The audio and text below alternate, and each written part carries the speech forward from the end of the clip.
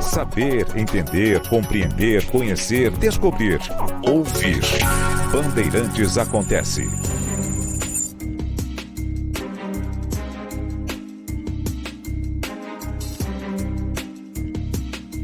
Mencionamos há pouco o problema na Argentina, de passagem, né, quando mencionamos a Venezuela. E o que está acontecendo na Argentina é gravíssimo, não só pelo tamanho da crise, mas principalmente porque ela tornou-se estrutural e vários governantes, com pensamentos diferentes, com linhas de atuação e com conceitos distintos, só fizeram afundar o barco ainda mais.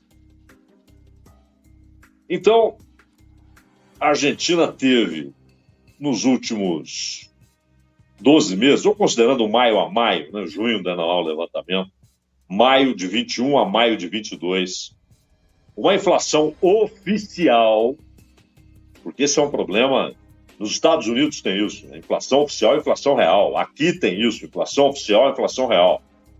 A real é sempre maior, sempre maior.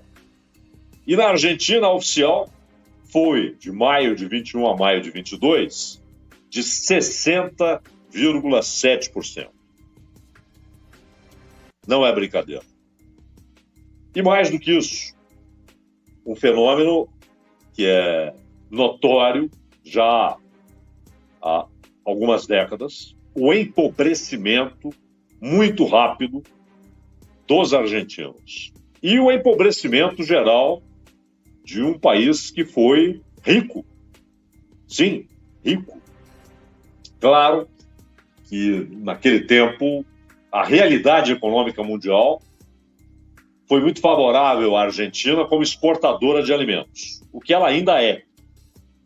Mas ela tornou-se um país muito frágil na produção industrial, irrelevante em alguns aspectos da produção industrial e tecnológica, e com problemas sociais que vão se acumulando e gerando as diversas consequências, os derivados de uma situação econômica grave, estruturalmente grave. Então, é a maior inflação dos últimos 30 anos na Argentina. E aí acontece um fenômeno lá, que, na verdade, nunca, pelo menos desde o governo Menem, nunca deixou de ser a realidade do dia a dia, que é a dolarização informal. Olha, você tem um país como o Equador, em que o dólar é a moeda oficial. Na Argentina, não. Você tem um peso. Só que o valor do peso deteriorou-se em tal medida e de maneira tão acelerada que as pessoas perderam a noção do que de fato vale um peso. E não tem mais a menor condição de estabelecerem preços de mercadorias do dia a dia em peso. Então, as pessoas fazem cálculos, estabelecem preços, por exemplo, no mercado imobiliário, em dólares. E muitas vezes, nas vitrines das avenidas de Buenos Aires, de Córdoba, Mendoza, os preços estão em dólar, sendo que a moeda local é o peso. Mas tudo isso seria apenas uma informalidade inócua, que não provocaria danos, se o dólar não fosse hoje a mais rara das mercadorias dentro da Argentina.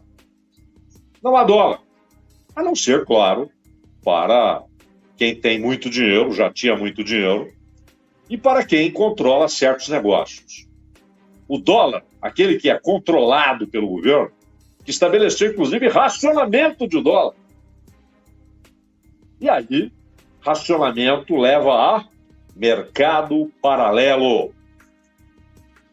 Coágio. Aqui aconteceu em outras condições, com outras mercadorias durante o cruzado.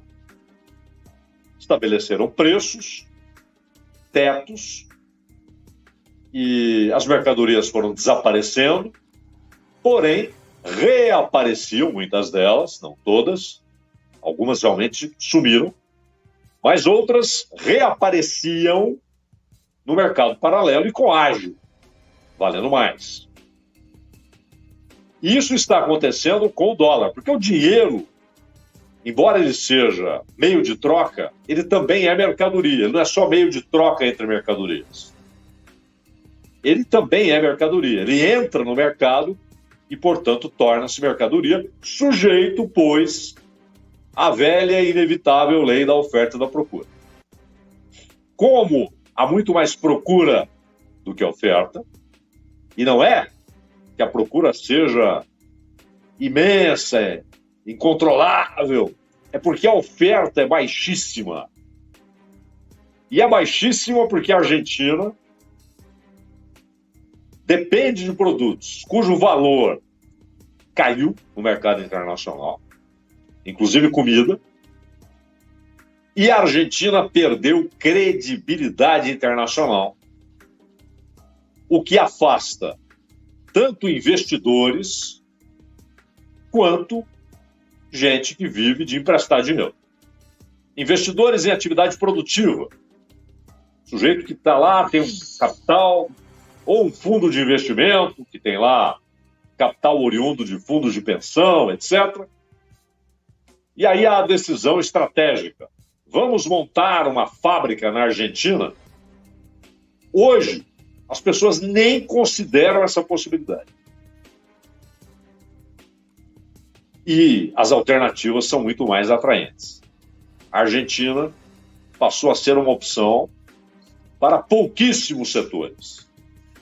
E aquele que empresta dinheiro, ele empresta levando em consideração o risco de não receber. E aí, se ele emprestar para alguém, para um país, ou para uma pessoa, ou para uma empresa, cujo risco de inadimplência ou de moratória é alto, o juro vai ser escandalosamente alto para cobrir o risco de não receber o principal da dívida. E é o que está acontecendo com a Argentina. Lá no governo Maurício Macri, quando ele percebeu que o caldo já estava azedando, que faltava investimento e havia um endividamento crescente, Maurício Macri foi ao Fundo Monetário Internacional. E fez, então, um acordo com o FMI,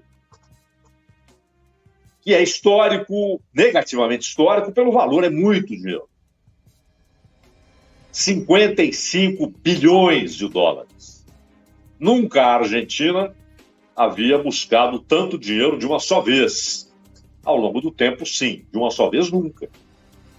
É claro que o FMI não libera, está aqui o cheque, ou então está aqui um container de dinheiro, ou então eu vou depositar lá no Banco da Argentina, não. O dinheiro é liberado paulatinamente, conforme algumas exigências são atendidas. E olha que o FMI, ele abandonou algumas exigências draconianas que ele impunha nos anos 80. Não importa nada.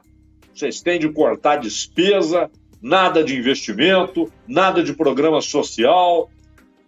Não importa se tem necessidade de socorrer as pessoas. Não importa se tem gente morrendo de fome. É preciso ajustar as finanças. O FMI era isso. E o FMI não é uma empresa, não é um banco. Ele é um fundo cujos sócios são países. O Brasil, inclusive, é sócio, a Argentina é sócia. Só que viraram sócios de quinta categoria naquele momento, nos anos 80. Porque eram tomadores de empréstimos e se sujeitavam àquelas exigências.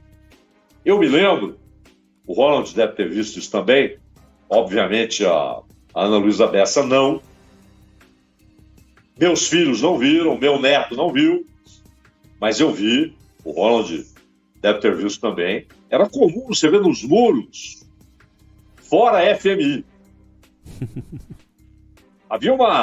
Aquilo virou popularmente, uma associação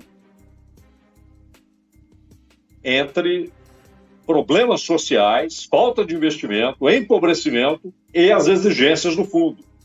Muitas vezes até empiricamente as pessoas percebiam, se inteiravam do papel do FMI no empobrecimento da nação, achatamento salarial, eram várias as decorrências. Juros altíssimos, com tudo que isso representa.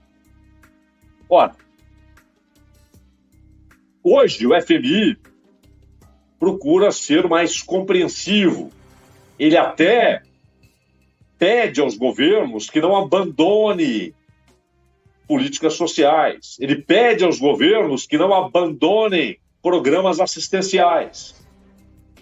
Ele pede aos governos que tentem equilibrar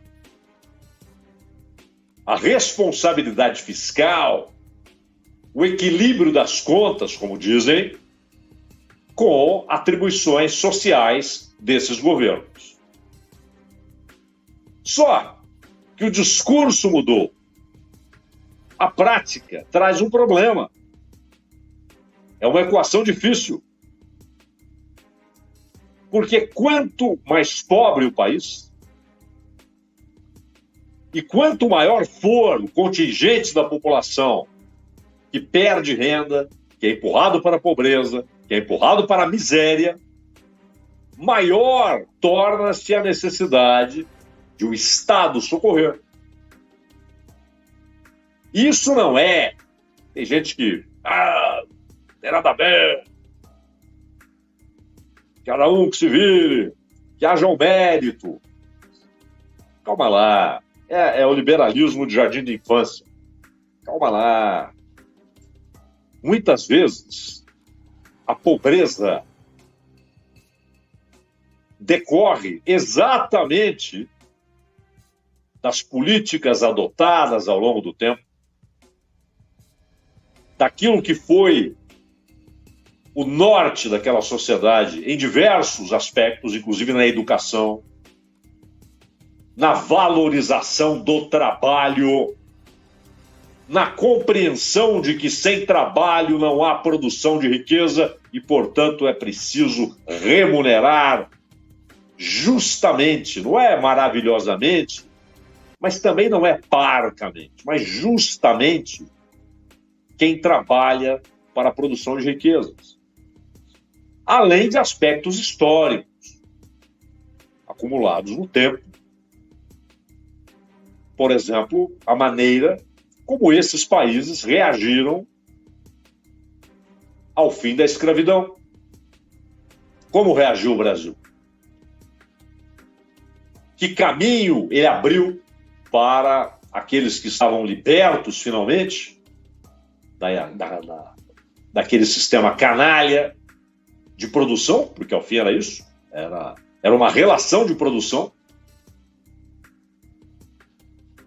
tão cruel que levava o detentor dos meios de produção a ser proprietário do que trabalhava nos meios de produção. Que caminho foi dado depois? Então, a América do Sul fez escolhas ao longo do tempo, além da corrupção sistêmica, além dos demagogos que empobreceram países. Isso aconteceu na Argentina. Além das ditaduras, como da Argentina, ditaduras que misturaram incompetência com corrupção e com repressão em regimes assassinos.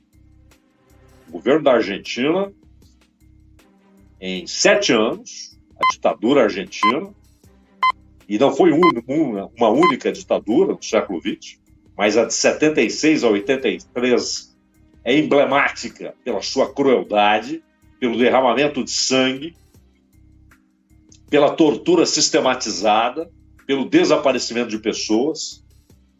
Mas, além disso, era corrupta e incompetente. E empobreceu absurdamente a Argentina. Mas antes, já havia problemas.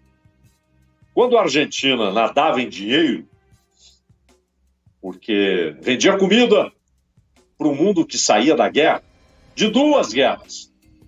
Aqui encerrou-se em 18, 14 a 18, a primeira, e aqui foi de 39 a 45 a segunda. A Argentina enriqueceu-se, vendendo comida e conquistando mercados. Já havia fortunas sólidas por causa da produção agrícola desde o século XIX, tanto que o partido mais tradicional da Argentina, ele é de origem rural, que é a União Cívica Radical. E foi exatamente a União Cívica Radical que assume o poder depois do fim da ditadura, com Raul Alfonsín. E o que aconteceu? Moratória. Saiu antes, com o país endividado, desmoralizado, quebrado. Ele não terminou o mandato, ele falou, vou embora. Menem, você ganhou a eleição, assume isso aí e veja se você faz alguma coisa. O que eles fizeram? Dolarizaram os preços, a economia. E o peso, inicialmente, com aquela ficção de que um peso valia $1.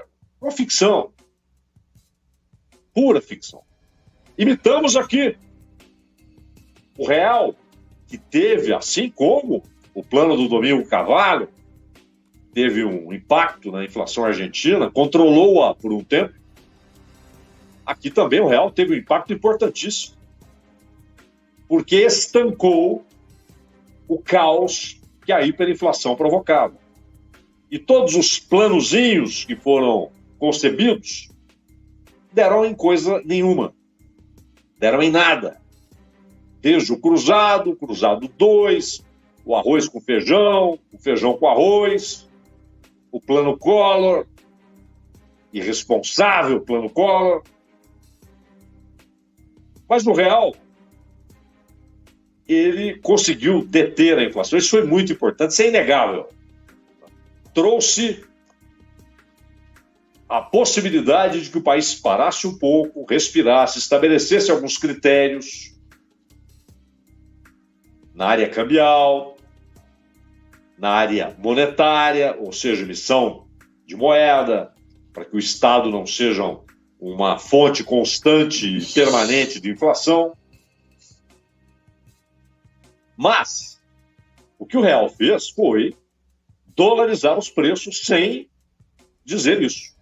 Os preços pararam de subir daquela maneira alucinada, porém pararam lá em cima. Foi importante. Era preciso fazer. Mas houve uma paralisação naquela arrancada que não era possível de ser contida dos preços, mas com eles lá em cima. Houve um encarecimento dos produtos. E depois a inflação, ora dava as caras aqui, ora ali, mas com as últimas crises, a pandemia, a guerra, etc., ela torna-se um problema mundial. Mas na Argentina, enquanto alguns países, a gente vê a Alemanha, a Coreia do Sul, países bem diferentes, a Inglaterra, os Estados Unidos. Os Estados Unidos têm a maior inflação, inclusive maior do que a do Jimmy Carter, e a inflação real é ainda maior. Ela está beirando 17% ao ano. A nossa também é escondida, a inflação oficial não é a real, mas a da Argentina, a oficial, já tornou-se indecente. E o que acontece? Como resolver isso? Com oferta de produtos, para que os preços caiam. Não há produtos, não há investimento, não há dólares. O que acontece? Juros altos. Mas não é. Estamos falando de 12, que é alto para burro. A nossa taxa Selic aqui está altíssima. A da Argentina passou dos 75% de taxa de juros. E agora? Como é que alguém obtém crédito para consumir ou para produzir? Com uma taxa básica. E outra coisa, eu vejo aqui um relato muito interessante que o Ronald compartilhou com a gente ontem, de como as pessoas... Porque, por exemplo, no mercado oficial, a taxa, quanto vale um peso? Nada. Quanto vale $1? 130 pesos. $1, 130 pesos. É mesmo? Saia nas ruas de Buenos Aires com 130 pesos e tente comprar $1. Não vai conseguir. Na rua, está valendo 236 pesos. Um mísero dólar. É um mercado paralelo. E o oficial, aquele que te entrega $1 mediante 130 pesos, ele não quer saber. Existe o racionamento. Não pode pegar à vontade. Quem tem alguma reserva, está empregado, está trabalhando, sobra algum, não tem grandes compromissos, é sozinho, coisa que o valha, faz poupança em dólar. Guarda dólares. Compra 30, compra 50. Mas aqui nós estamos falando de remediados. O pobre argentino, e hoje são milhões, numa população de 44, 45 milhões de pessoas, equivale ali à população do estado de São Paulo.